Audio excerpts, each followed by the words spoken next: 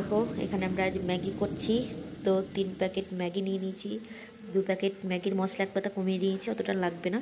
আর এখানে ম্যাগিটা বাড়ানোর জন্য 3 প্যাকেটেও অল্পখানি হচ্ছে, তাই ম্যাগিটা বাড়ানোর জন্য এখানে আলু কুচি নিয়েছি ভাজার মতো, আর এখানে পেঁয়াজ লঙ্কা কুচি আর একটা ডিম নিয়েছি।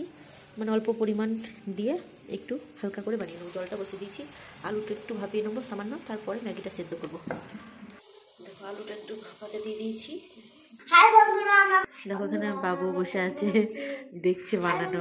এটা সেদ্ধ হয়ে যাচ্ছে, এখানে ডিমটা নিয়ে নিচ্ছি, একটু ভেজে নিই হালকা করে।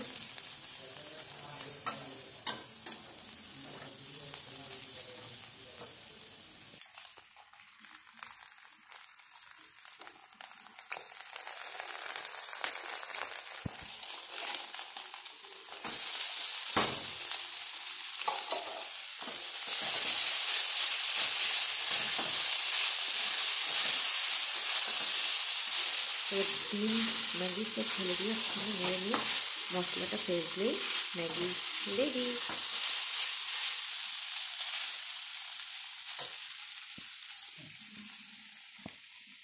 রেডি।